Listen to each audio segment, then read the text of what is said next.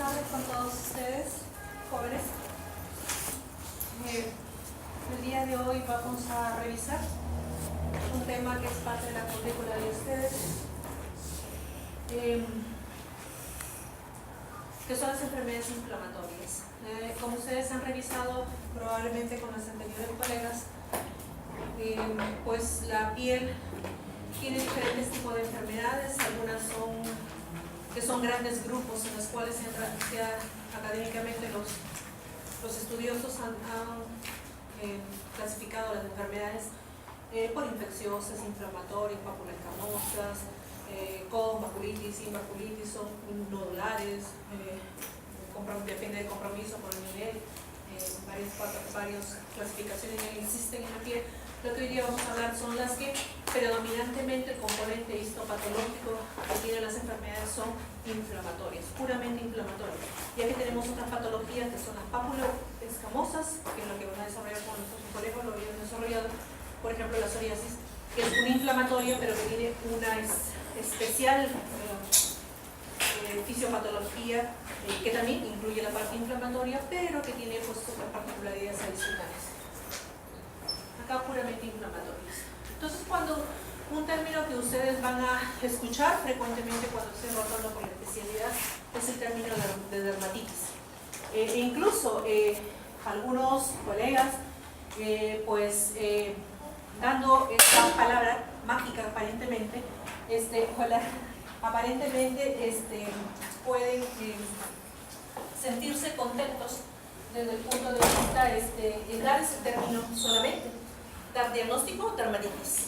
Pero ahí no se acaba el punto porque esto engloba un montón de patologías que van a dar origen a este tipo de término.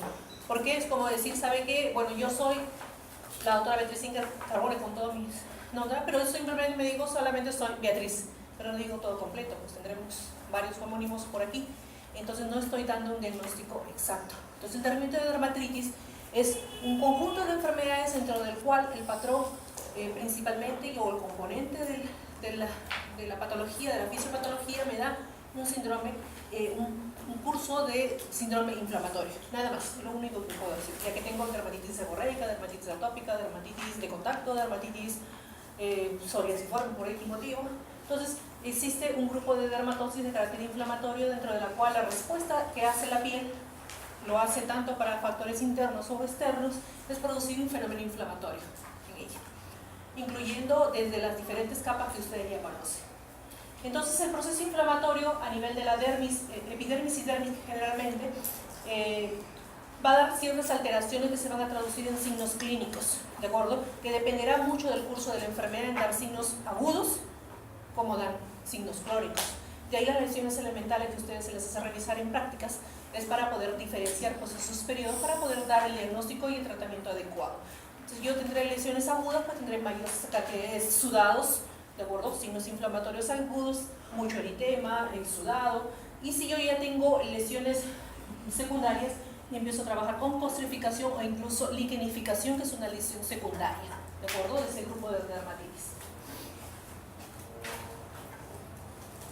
Entonces, el término dermatitis pues ha sido estudiado y de alguna manera agrupado en cuanto a lo que es cuando las dermatitis son ocasionadas por factores exógenos o por factores endógenos, ¿de acuerdo? Entonces, de esto se han derivado dos tipos de grupos. Uno son los que son producidos por factores endógenos, y entre las cuales la más frecuente es la dermatitis atópica y la dermatitis seborreica. Por tanto, se le ha denominado a este grande grupo los eczemas, eczema atópico, eczema seborreico, y al grupo que es dado por factores exógenos, externos a la piel, entonces se ha dado por llamar dermatitis de contacto, y ahí sí usar el término dermatitis. La piel, como ustedes saben, es un órgano tal cual a los diferentes órganos y aparatos que ustedes comprenden y estudian durante su preparación, dentro de las cuales tiene múltiples funciones. Básicamente es un órgano que se dedica en lo que es la relación entre el medio interno y el medio externo, es su función principal, y por lo cual las células que conforman la piel van a responder de diferentes maneras ante esos estímulos, ¿de acuerdo? Pueden ser estímulos físicos, químicos, el estrés, incluso en muchas patologías que ustedes van a ver, y me va incluso en algunas personas, esto está inherente, está adherido a un perfil genético, a un desorden genético que tienen estos pacientes. No quiere decir que no todo el mundo hace dermatitis atópica, no todo el mundo hace dermatitis seborreica, o no todos, por eso es que hacen las diferentes formas de acné cuando se revisen acné. Existe un desorden, una alteración genética que trae el huésped para poder desarrollar todas esas alteraciones. Y me da pues una patología, ¿no? La dermatitis atópica, por tanto, que es la primera entidad en la cual ustedes van a revisar y quienes van a ser pediatras o quienes van a ser médicos familiares y que me van a trabajar bajo este grupo de niños, me va a dar es una patología que cual el signo cardinal de esta patología es el prurito, ¿de acuerdo? No existe dermatitis atópica si no existe prurito como manifestación por el cual me acude el paciente a consulta, ¿de acuerdo? Y que se da generalmente en una piel que se llama atópica, una piel predispuesta a hacer ese tipo de patología. Entonces, además de eso, existe una forma para diagnosticar dermatitis atópica, tiene que cumplir con ciertos criterios, como muchas de las enfermedades, por ejemplo el lupus, tiene que dar ciertos criterios para ser calificado como una enfermedad dada por eso. Igual, la dermatitis atópica tiene que cumplir criterios para ser llamada como dermatitis atópica. Pero, y estas dermatitis atópicas están asociadas a otros tipos de atopía que pueden abarcar a otros órganos, dentro de los cuales lo más frecuente es el aparato respiratorio. Por eso esos pacientes se relacionan con cuadros asociados como rinitis alérgica, asma bronquial, síndrome de hiperreactividad bronquial, ¿no? SOAS, ¿no? Que es muy importante adquirir en esta historia clínica. Entonces hablamos de varios términos que ya hemos puesto acá. Uno es lo que llamamos atopía. La atopía es la tendencia genética de ese órgano, ya sea piel, ya sea algo respiratorio, ¿de acuerdo? Los dos principales, de producir una exagerada reacción inmunológica. Eso es lo que hace. El término atopía comprende a un órgano que hace una reacción exagerada inmunológica, tanto estimulada por agentes ambientales generalmente, como los llamados irritantes o alérgenos. De lo cual se van a derivar los síntomas y los síntomas que van a depender pues, del órgano. Por tanto, yo tendré atopía cutánea, atopía respiratoria, ¿de acuerdo? Termino con atopía. Cuando hablamos de atopía cutánea, esto ya me abarca la hiperreactividad en una piel que nació para ser atópica. Y que la característica de esta piel que nació para ser atópica, que tiene un desorden genético, es que es una piel, y que vamos a ver en otros pacientes, que es una piel seca, incluso escamosa en algunos pacientes, y que hace muy irritable. Cuando ustedes hablan de seca, me van a entender en cuanto a lo que cuando ustedes revisan la parte estructural de la anatomía de la piel, ustedes van a ver que, aparte de la estructura que yo sé que tiene epidermis, dermis, hipodermis o tejido celular subcutáneo, pues nosotros sabemos que también la piel provee de un manto hidrolipídico, que es de pH ácido, ¿de acuerdo? Dentro de la función de esa piel, de esa estructura, su capacidad pues es funcionar como una buena y eficaz barrera. En cambio, en estos chicos tenemos una piel seca, por tanto ese manto hidrolipídico va a ser muy escaso e incluso alterado, como vamos a revisar más adelante, y por tanto no va a funcionar como una buena y efectiva barrera. Entonces, y me van a dar los signos y síntomas inflamatorios. Ahora, como le decía, para decidir si esa atopía se va a transformar en una llamada dermatitis atópica, pues sí es que va a cumplir los criterios que vamos a revisar. Entonces tendré algunos pacientes que solamente le llamaremos atópicos cutáneos y algunos que sí me van a cumplir todos los criterios en los cuales me van a dar el diagnóstico de dermatitis atópica clásica. ¿De acuerdo? Antecedentes históricos es una entidad medianamente nueva, no es tan antigua como otras enfermedades, dentro de las cuales se han estado pues, investigando y dando los criterios clínicos para poder calificar este tipo de patología y como ustedes verán, no son tan antiguos en esto. En cuanto a la epidemiología, como les decía a ustedes, generalmente quienes van a ser pediatras, quienes van a ver niños, son los que van a ver mucho de estos pacientes, porque ustedes verán que la incidencia es dentro de nuestra población, es casi el 20% de toda la población en general, y ustedes van a ver que en hospitales pediátricos esto va aumentando. Y cuando hablamos en estas atenciones en dermatología, nosotros casi el tercio de nuestros pacientes son atópicos, los que nosotros evaluamos como especialidad dermatológica.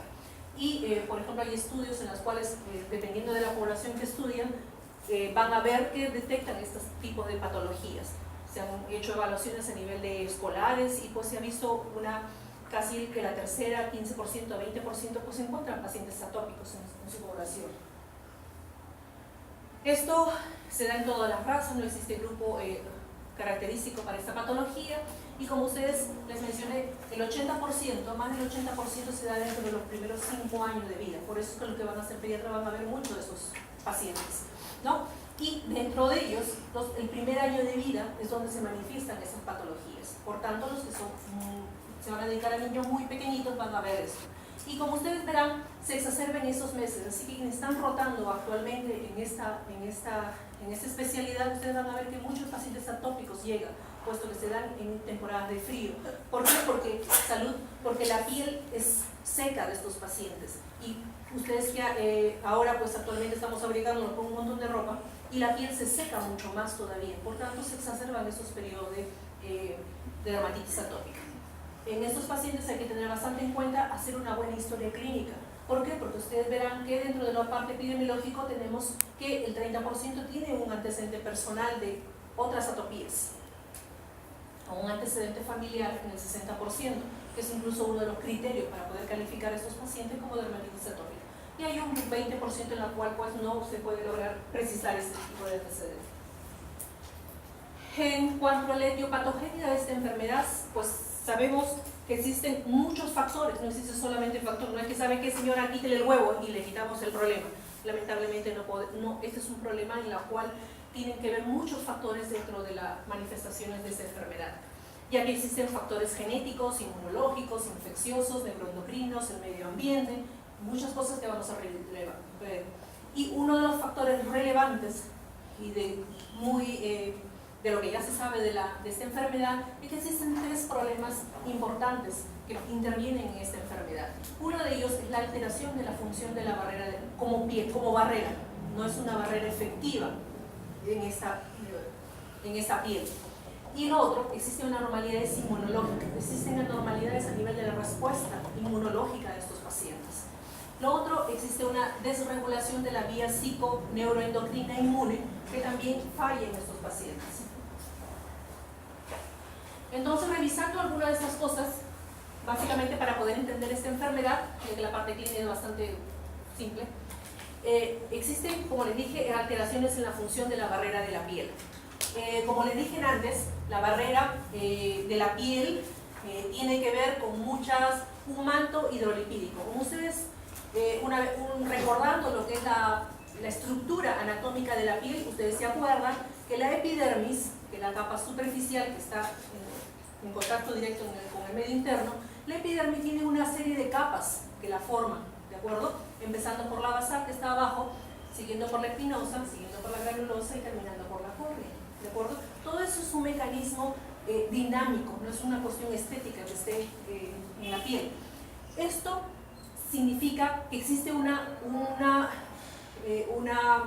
complejo mecanismo dinámico que lo que se llama es diferenciación epidérmica. Esa es la función que ocurre, ese es el fenómeno que existe a nivel de la epidermis. ¿Cuál es la función de la epidermis? La diferenciación epidérmica. ¿Y cuál es la diferenciación epidérmica?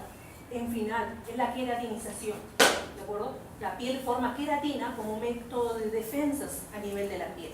Además de esa queratina, la va a hacer a expensa de formar ciertas proteínas y ciertos ácidos grasos. Dentro de ellos, uno de los importantes es la llamada filagrina, ¿de acuerdo? Una de ellos es el componente que produce la epidermis. Y lo otro son ciertas grasas, lípidos, yo le he dicho que es un manto hidrolipídico, ¿de acuerdo? Hay un complejo lipídico que está formado principalmente con una molécula que se llama ceramidas, ¿de acuerdo? Entonces, ¿qué es lo que tienen estos pacientes? La piel normalmente, como le digo, es completamente impermeable. Esa es prácticamente una de las funciones de la piel.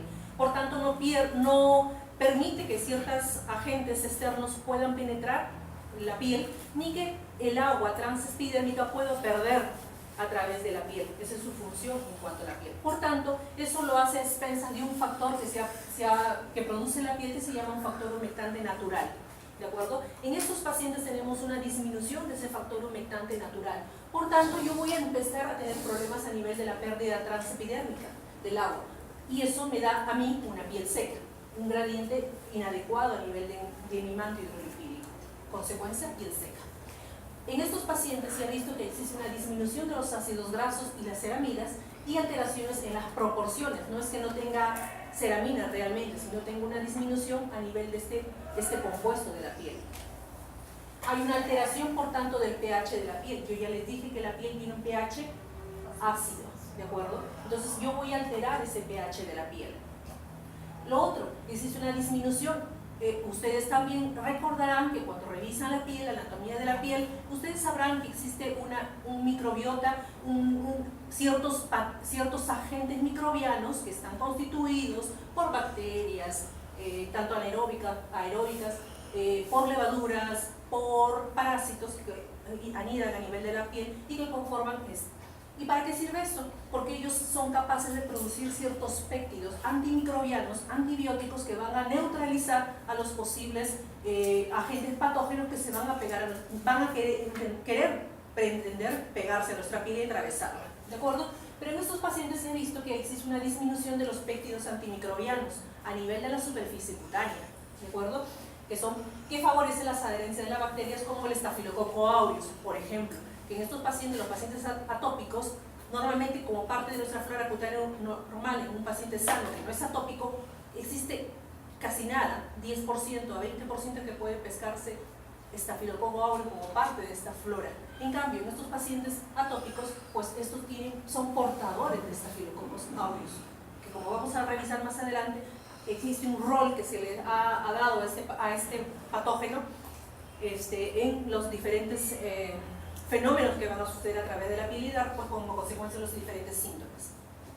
Como quinta consecuencia de esta alteración de barrera, va a existir un aumento de la permeabilidad, por tanto, de antígenos exógenos, porque mi piel se va a volver impermeable, pues se abre para todo, ¿no? Por tanto, voy a hacer que el sistema inmune empiece a reaccionar dando los diferentes fenómenos, y como ella, como más adelante vamos a revisar, tiene fenómenos inadecuados, no son respuestas inmunes normales, van a dar respuestas inmunes alteradas.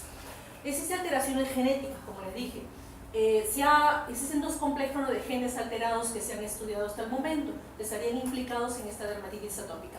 Uno de ellos está dado por que las proteínas que me van a procesar, me van a dar esa actividad dinámica que sucede a nivel de mi epidermis, que es la diferenciación epidérmica, está dado por una falla que existe a nivel del cromosoma 1K21.1, que va a contener los genes que me van a trabajar para que la piel pueda procesar la filagrina, la lorocrina, la involucrina y la tricohialina, que son proteínas que van a ser constituyentes de la barrera cutánea. Por tanto, voy a tener esas filagrinas, pero alteradas, y no van a cumplir su función.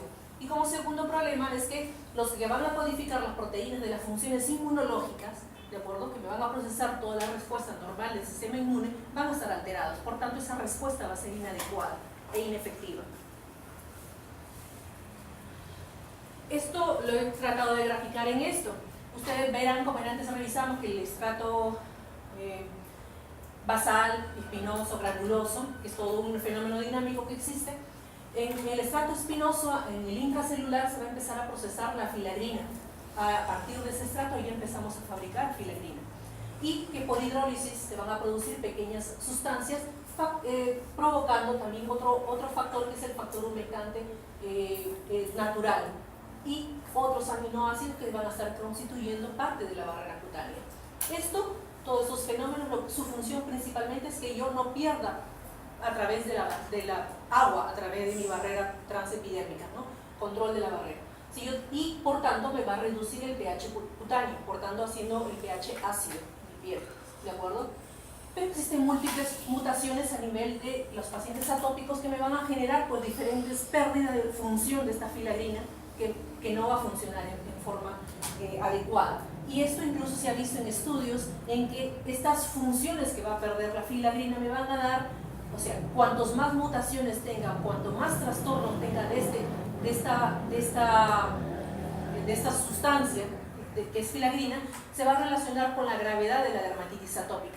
Hay pacientes que nacen con un problema mayor alterado, por eso ustedes verán que a veces estos chicos que vienen pues de dos padres que son atópicos, el gran chance que tienen estos pacientes es mucho mayor capacidad de formar dermatitis atópicas incluso muy graves o muy tempranas en estos niños, que pues si me viene pues de un padre solamente atópico, tendrá menos chance de hacer esto.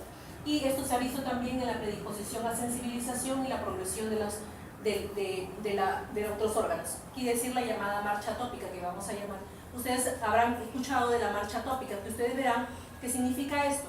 Que el paciente durante toda su vida, desde la etapa de la lactancia hasta la adultez, va pasando por ciertos periodos calificados como atopías. Primero a veces empiezan como una atopía cutánea, es un paciente que un lactante que pues empieza con su rinitis alérgica, con su congestión nasal, siguiendo con un periodo de SOVA, esa es la marcha atópica, luego va haciendo los periodos bronquiales y después empieza a hacer la parte de lo que es la piel atópica. Esa es la marcha llamada la marcha atópica, es todo un sinnúmero de manifestaciones que se va dando en la vida de ese niño, ¿de acuerdo? Problemas a nivel de la inmunidad. Ustedes saben que la epidermis, que es la capa más superficial en contacto con el medio interno, es la capa que va pues, a ser el primer frente al cual va a tener nuestro medio interno en forma de defensa, es la primera línea inmunológica que vamos a tener. Esta pues me va a poder responder ante estímulos tanto exógenos como endógenos, dando la producción de citoquinas reguladoras de inmunidad innata, ¿no? Y luego la inmunidad innata va a intervenir en las moléculas llamadas como el toll-like receptor y los péptidos antimicrobianos. Por ejemplo, los más importantes identificados que son la beta-defensina y la catequicidinas, que son péptidos antimicrobianos que intervienen en la función de barrera, ¿no? Y este mecanismo. ¿Qué sucede en estos pacientes? Sucede puede que nosotros tenemos una función alterada de estos receptores y si esta lo sumamos una alteración de la beta-defensina, que son estos microbianos, me van a dar, se ha visto en estos estudios que existe, esta es la causa por la cual estos pacientes tienen una mayor susceptibilidad a infecciones por Staphylococcus aureus. Y la suma de deficiencia de este antimicrobiano que produce la piel con la deficiencia del otro antimicrobiano, que es la deficiencia de la catequicidinas, me va a dar esa predisposición que estos pacientes también tienen a hacer herpes, infecciones herpéticas, esos niños, que son dos de las infecciones frecuentes que tienen esos niños.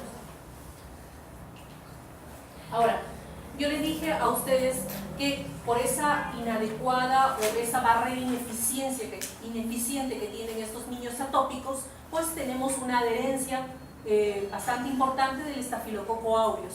Por tanto, se ha visto que en estos estudios en el cual el Staphylococcus aureus no solamente funciona como un agente patógeno propiamente dicho, dado que está implicado en las diferentes infecciones bacterianas que ustedes van a revisar en otros temas con otros colegas, dando con los simpéticos, la celulitis y todas las infecciones que ustedes conocen, sino que la presencia de este patógeno se ha visto que tiene un efecto de superantígeno, generando también reacciones de respuesta inmune inadecuada. También la función de inhibir a los linfocitos T reguladores me va a producir también respuestas alérgicas vía IgE específica contra sus toxinas, porque ustedes verán que hay uno de los serotipos de los Staphylococcus aureus que son productores de toxinas. Yo voy a tener entonces respuestas alérgicas IgE a esas toxinas, y este agente también esta presencia en la flora va a hacer que yo también modifique los receptores de los glucocorticoides, generando resistencia incluso a esta bacteria normal en pieles atópicas, porque no es normal en piel que no sea atópica. Entonces, se ha visto dentro de todas las otras células que intervienen en la inmunidad innata, como los mastocitos, los basófilos, los eosinófilos, los linfocitos, que también van a tener una respuesta inadecuada, ¿no? Y que además de esto, pues existe una mayor actividad de las proteasas cutáneas, en las cuales me van a activar receptores, células endoteliales y por tanto generando más procesos inflamatorios. O sea, todo esto se va sumando a toda la respuesta inflamatoria inadecuada y exagerada que tienen estos pacientes.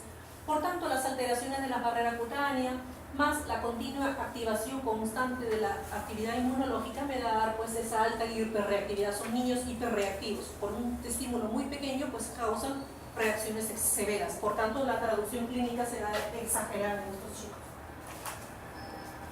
Y se ha visto pues también que interviene también una alteración a nivel del linfocito T, que también hace lo suyo, dando inadecuadas respuestas de las diferentes poblaciones como el TH1, TH2, TH9 y TH17 entre otras, dando también diferentes tipos de respuestas en el camino.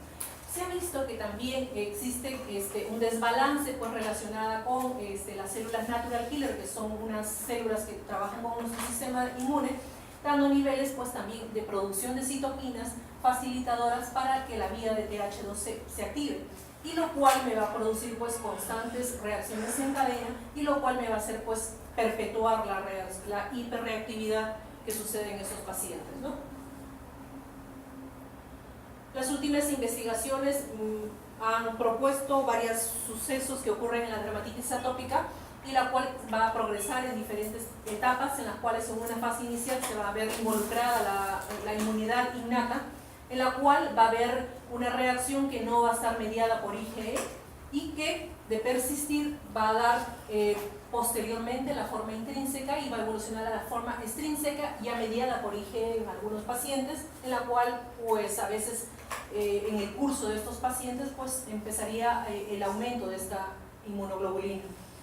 Este fenómeno pues va a depender, como le dije, de la carga genética de cada paciente, de las condiciones medioambientales en las cuales va a vivir este niño, ¿de acuerdo? Y cuando hablamos de condiciones medioambientales estamos hablando de los alergenos a los cuales se sometidos sus pacientes, y uno de ellos, los importantes, son los alimentarios. Por eso es que ustedes verán que al paciente, pues cuando se lo recibe, señora, con qué jabón lo baña, señora, qué cosa no tiene que darle de comer, señora, qué cosa en su ambiente, en su cuarto no puede tener, para que este niño no sea sobreestimulado para poder hacer las reacciones, tanto de piel como respiratorias.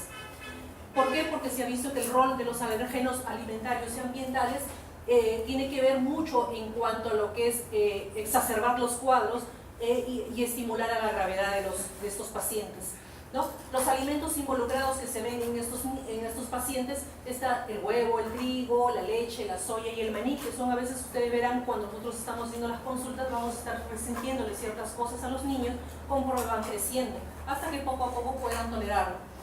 Entonces hay que ver, porque hay algunos pacientes que se les va seleccionando ciertos agentes alergenos y se les va dando pautas para que puedan seguir una dieta sana, saludable, para poder no tener pues tantos estímulos para poder desencadenar. Lo otro es en cuanto a la inhalación de aeroalérgenos, ácaro del polvo, doméstico, por eso que se les dice pues traten de no tener animales o peluches o qué sé yo. ¿Por qué? Porque esto se ha visto que existe agravamiento de la dermatitis atópica. Y acuérdense que también tenemos ciertos agentes dentro de la piel, el cual como que ha sido identificado como el dermatofagoides, y en la cual jugaría un rol importante también en esta patología. La marcha atópica, que es lo que le decía a ustedes, que son los desórdenes atópicos que van desencadenándose en la vida de este paciente y que generalmente, como le decían antes, empieza con los bebés con una rinitis alérgica, la nariz tupidita, que los niños, una manifestación de las madres que la llevan, la nariz de tupe, la nariz de tupe, el estilo de la nariz, y luego cuando van avanzando en edad se va a instalar ya un asma o un SOVA. Son los niños que, por eso que los niños que tenemos que investigar en las historias clínicas, señora, su niño ha nebulizado una vez, ¿de acuerdo? Por eso esta es la marcha atópica, ¿no? Y luego ya empiezan la lactancia. A partir de los 6 meses estos niños empiezan a desarrollar reacciones alérgicas cuando empieza la lactancia, a partir del 5º o 6º mes cuando empiezan a ingerir alimentos, cuando ya son niños mayores, ¿no? Entonces esa es la marcha atópica, y aquí empiezan las manifestaciones alérgicas de piel. Empiezan con un problema alérgico respiratorio y continúan con un problema atópico cutáneo. Esa es la marcha atópica, ¿no? Y no se dan cuenta en todos los pacientes, no se da en todos los pacientes, pero existen marcadores de riesgo en cuanto a esta progresión de esta patología, y que estaría dada por esta función de la filagrina en caso de lo que es la piel. Yendo a la parte clínica, como le dije antes, el signo importante en estos pacientes es el prurito. No existe paciente atópico sin que haya prurito, ¿de acuerdo? Así como no existe paciente con acné que no tenga ningún comedón. ¿Por qué? Porque la lesión elemental de ciertas patologías tiene una lesión elemental característica. Como el acné es comedón, como la urticaria esa, roncha o abón, ¿de acuerdo? Yo no puedo diagnosticar urticaria si no tengo una roncha o un abón, ¿de acuerdo? Así que acuérdense de eso. Igual, yo no puedo diagnosticar dermatitis atópica si no tengo prurito dentro como síntoma capital de esta patología, ¿de acuerdo? Entonces, ¿por qué? Porque ustedes van a ver que el diagnóstico es puramente clínico. La dermatitis atópica va a tener que cumplir criterios preestablecidos y donde lo que les dije antes, el prurito. Ustedes van a ver que existen criterios, dentro de las cuales está a la cabeza los criterios mayores, y dentro de los criterios mayores están 4 signos que son muy importantes. Uno es el prurito a la cabeza, el otro es la dermatitis crónica recurrente, o sea, es un paciente que recurre en una lesiones elementales básicas, como vamos a revisar, de acuerdo a la edad.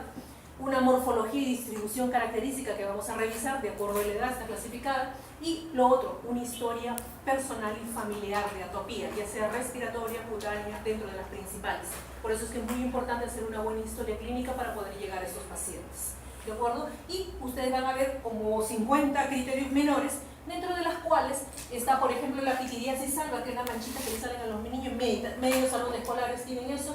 La piel seca, que es otra de las condiciones que tienen estos chicos. Y ustedes van a ver que criterio menor está el aumento de niveles de IgE, ¿de acuerdo? Así que no pretendamos hacer diagnóstico. Este paciente no tiene IgE aumentado, no es dermatitis atópica.